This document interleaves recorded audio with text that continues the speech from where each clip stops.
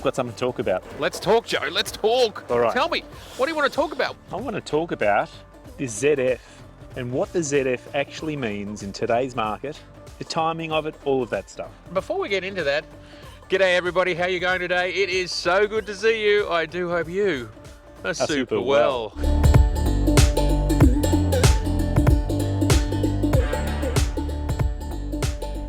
And before we go any further, I just wanted to remind everybody that the channel now has a 10% off coupon code. So you can go to nikon.com.au, the Australian Nikon website, and use the code MAT10 at time of purchase and get 10% off your purchase right now.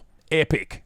September 2023, why ZF? Joe, talk to me. Have you got ideas? Well, I think Nikon, of course, have had this in the works for a long time. I think their marketing strategy has been brilliant, frankly, because with the introduction of the ZFC, they whet people's appetites. What did people say when the ZF came out? This is lovely, but I want a full frame one. A lot of people said that. I was one of those people. You were one of those people. And people still bought the ZFC.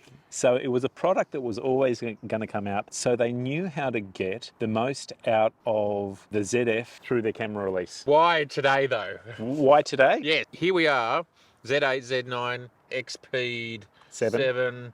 A lot of people going Z6, 3. You know, what's that all about? We're coming close to Christmas as well. Christmas present time. It's definitely good for that. But I suppose there's people out there who've gone, yeah, but all I actually wanted for Christmas was my 2 front teeth and a Z6 III. What's the strategy there? Will the Z6 III still actually happen? Nikon is a camera and lens company, and cameras and lenses will continue to come. If we look at their competitors, their 2 largest competitors, Canon and Sony, they are now iterating through their models. So for example, we have the Sony A7R 5. It's up to number 5. The Sony A7 4. And we have Canon now on their R6 2. They're a little bit behind, just like Nikon are on their Z6, R6, Z6. They're both on 2s.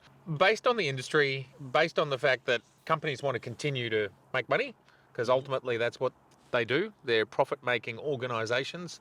There will be updated cameras.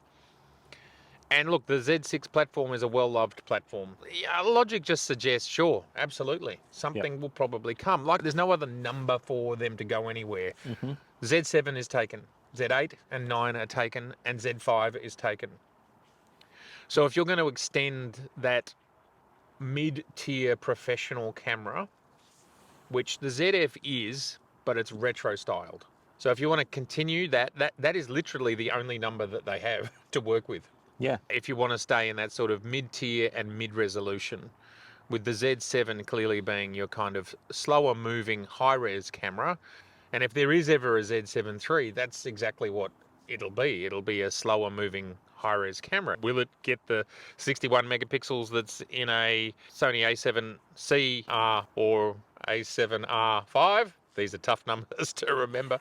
Or in the Leica M11, or in even the Sigma camera. Will that sensor come to Nikon? It's a really interesting question. I definitely can't see another 45 megapixel Z7. I just don't see the point. If you just think about and the reason we're talking about the Z7 is because it actually influences the Z6. So the Z7 will go in that sort of direction, I think. And the Z6 III just simply has to go down that sort of middle of the road resolution and middle of the road price point, but fully professional. Now that we have the ZF, I think that might guide us a little bit as to what the Z6 III might be, because the ZF is so feature rich. How do you differentiate it? And the only thing I can think of is it's got a slightly larger sensor. Well, it could also have the faster shooting speeds as well. So Yep. high frames per second in stills, maybe high frames per second in video as well. They might give us 120 4K in video, which would be a big step up from the 60 in 4K that the Z6 II has. And we know, for example, the A7 IV is a 33 megapixel sensor, which samples, I think, 6K down to 4K, creating a pretty beautiful image. So things like that. You bring up a really interesting point. Would the Z6 III be stacked? Would Nikon go there? They haven't done it with the ZF. The biggest question would be is, can you do a stacked full frame sensor at a price point lower than what the Z8 is? Is that possible? And I suppose my response to that is, well, it's not a 45 megapixel sensor. It's going to be a 24 or let's say a 33. That's just my best guess. I was watching the Greys of Westminster today, and Becky was talking about the idea of the good old 36 megapixel sensor, which is in my much loved D800, D800E and D810. All had this just ridiculous 36 megapixel sensor, which also sits around the same point as 33. Like they're very similar sensor sizes. So they could bring us more res, and maybe it's more res and stacked, or maybe it's still 24, but I really doubt it. But based on the performance that you get out of the ZF, and that you had to play with it for a while, the focus is incredible. There's nothing on the ZF that it doesn't do well. In another 12 months' time, or whatever it might be when the Z6 III comes out, I don't think that they need to have a stacked sensor, because they're getting the performance out of non-stacked sensors. Yeah, but you're not getting 20 frames per second. Like this thing tops out. I mean, it does do 30 frames per second JPEG, but they do talk about the potential for rolling shutter because it's not using a mechanical shutter. Okay, but what's they mention that in the spec? Yeah, what's the fastest frame rate that we've had in a DSLR, or even not even a DSLR, a mirrorless camera? D5 and D6, I think it was 14 with a mechanical shutter, and I think Canon managed to push to 16 with a mechanical shutter. The Z9, which is an absolute monster, shoots at 20 frames per second in RAW, and quite often I'll dial that back to 15 or 12 frames per second. Yep. So I think 16, because they're going to produce a camera that is not the Z8 and not the Z9. Well, so it's interesting. I'm not trying to litigate that anyone needs it. I've never tried to litigate that anyone needs more frames per second. I'm thinking more about, we're asking the question, what is the company doing? Yes. Why is this release happening? For the Z6 III to be exciting and to fit in what else is in the market roughly. Yeah. And then what you do with the Z8 or next to the Z9 II. Yes. Is it in another, let's say roughly 2+ years, it becomes faster. And so very quickly the Z6 III kind of becomes a replacement for the Z9 and the Z8, because the Z9 II and the Z8 II are coming soon, if that makes sense. Yeah. So you go, oh, it's the same, but it's like not for long, because there's already better stuff coming. I mean, look, this is all speculation. This is 100% speculations. But the problem these companies have, and it is a problem, they do have to keep impressing us. They do. Well, otherwise, Jerry doesn't upgrade his camera. So a Z6 III can't be too similar to a Z6 II.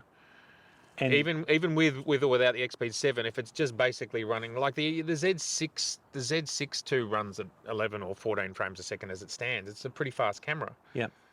So I don't think you can come along and just look. In the past, that happened, that they got only a tiny bit faster, but now it's a bit different. We just live in a different crazy world, because it'll actually be a pretty highly spec'd camera, I think. Well, it might end up being a 6K. Camera. 6K, 33 megapixels. Yeah. I reckon the only question is whether it's stacked or not. And who knows? But I do wonder. I do think people like the sensor shield. I think that's a reasonably popular thing. Yes.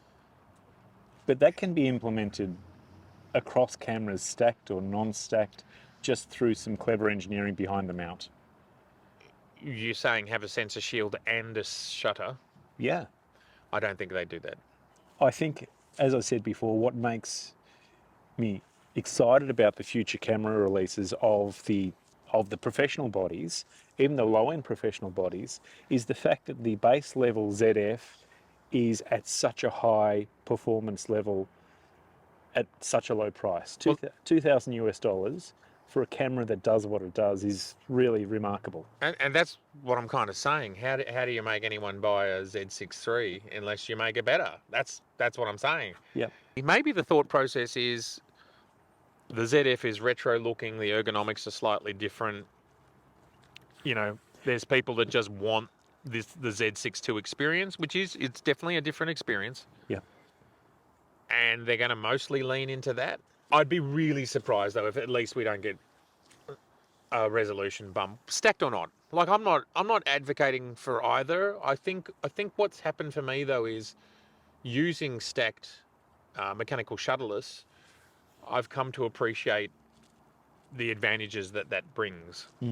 I just don't know what the cost of stacked sensors are, even if they're lower res. I believe they're much harder to make and they're much more expensive. That informs us in a way of what the ZF is doing for Nikon's future. We get an understanding of if the ZF is a mid-tier camera, we get an understanding of what the higher tier cameras are going to do. But what I'm also interested in is what the ZF does for other manufacturers, what it does to other manufacturers as well. Yeah, what it does interesting. To Fuji, to Sony, to Canon, to Olympus, Panasonic, yep. Even Leica. I mean, if there's two companies that this is most in their backyard, it's Leica and Fuji, I suppose, is the answer to that question. Yep. And a little bit of Olympus, I reckon. And strangely enough, as much as these companies can't compete because the lead times are 2, 3, 4 years, it's funny that the A7C II and A7C are trying to be small, compact, cool, not retro, but kind of funky cameras. But what about Leica? I mean, we know that Wayne is getting extraordinary photos out of his setup, out of his Leica. Yep. And that's because he's a very talented photographer. Yep. To get photos that Wayne is getting out of that Leica, you've actually got to have a really high level of skill. To get the same photos, arguably the same composition of photos, easier, a ZF is going to enable you to achieve that easier because you don't have the focus constraints. No. But you also have a body that looks very similar to Leica. So you're right in the fact that this is really stepping on Leica's toes. Yeah, and you've got an EVF. The M11 doesn't come standard with an EVF. You have to spend another $800 to get an EVF. No in-body image stabilization, no video. If you were, I want that retro vibe and tactility, you can certainly get that now, and with an extraordinarily high quality camera. And really, I suppose the only major fundamental difference is 61 megapixels versus 24 megapixels. And also the price point is... The price point is 20% the price of a Leica. This is a very personal choice. They just simply want to have a Leica because it's a Leica. But it's for the whole vibe, the whole package, the whole community, the whole culture. I mean, Wayne talked a lot about he wants to have a camera that does nothing for him and it's all really hard and manual and so on. And that's the challenge he wanted, so that's cool. Look, I can understand why people would want a Leica. I had a short time with Wayne's Leica when we were out shooting one day, and for the next couple of weeks I was looking for Leicas on the internet. That was it. I thought this is great. But that soon dies off. Yeah, when you realise you've got to spend 20 grand to get together a basic kit. Also, when you realise to achieve the same outcome, you can do it different ways using more flexible, more accommodating technology. This sits very closely with an XT4. It's interesting that the XT5 is 40 megapixels because that's a clear differentiator between the ZF and the XT5 is that megapixel count.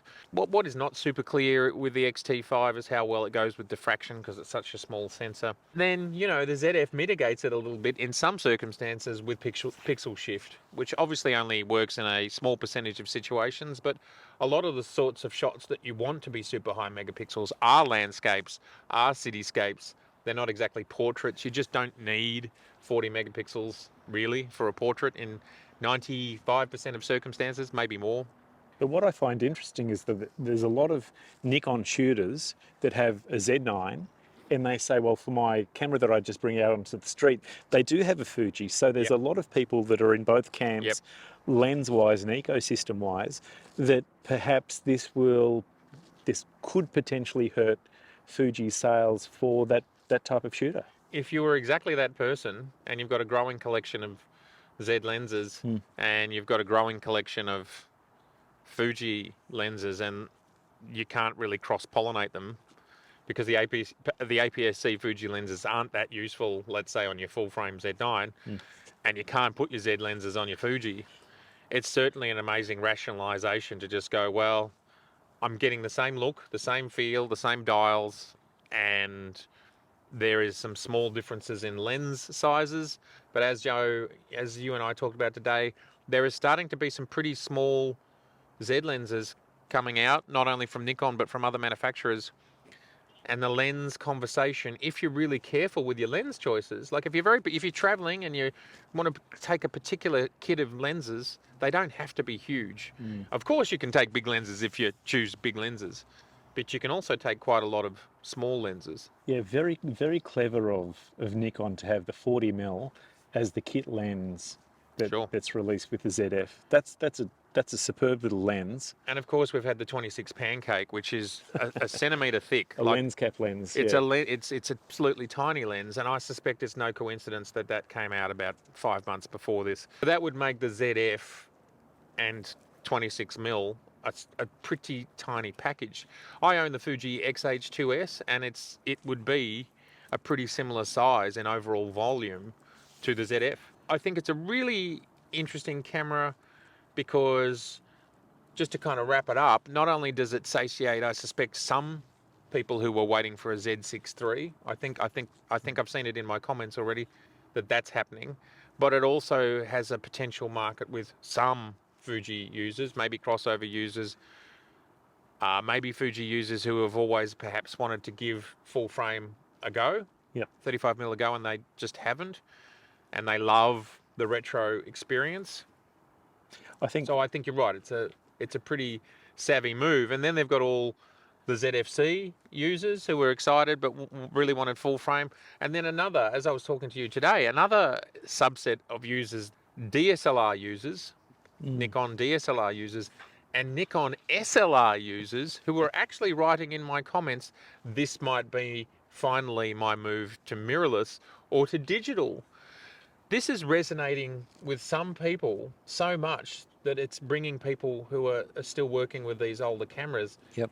And that's amazing. And in my comments, they were talking about how they've got, a huge collection of F lenses, and this is perfect. It's like people who collect vintage cars. They're people who love vintage cameras.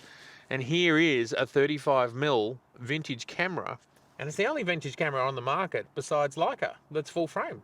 To the best of my understanding, there's no other full frame. Of course, there's the DF, but we're talking about mirrorless, in the mirrorless age. Yep. So this is picking up another whole market again of people that could be a lot of people. So as much as it might seem like this is a really left of center strange move, from Nikon's perspective, they're thinking about all of the markets that they can pick up. It's such a big leap forward with what people can expect from performance out of the camera, even going from an F5, which was an amazing camera, to a ZF.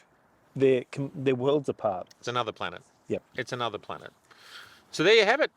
It's a really interesting move. It's really exciting. I think it makes a lot of sense because we have to think of this as what are Nikon doing to build their business. And they've got to think about everybody, not just Z6 III users and Z7 III users, but everybody. And they might actually be picking up a new market with this release. And that's what they have to do. And that's what we have to think about. It's not just about how we feel, it's about how everybody feels. And look, full credit, full marks to Nikon. This is an incredible release, great timing, fantastic camera, and it's really going to shake things up. Awesome. All right, everybody. Well, we would love you to let us know in the comments what you think. Are you into a ZF? Are you thinking about getting one? And I'll do a poll as well, voting yes or no. Will you get a ZF? Awesome. Well, it's been so good to see you. And if this is your first time here, I'd love to see you again. So please do subscribe, please share, and please like. All right. See ya.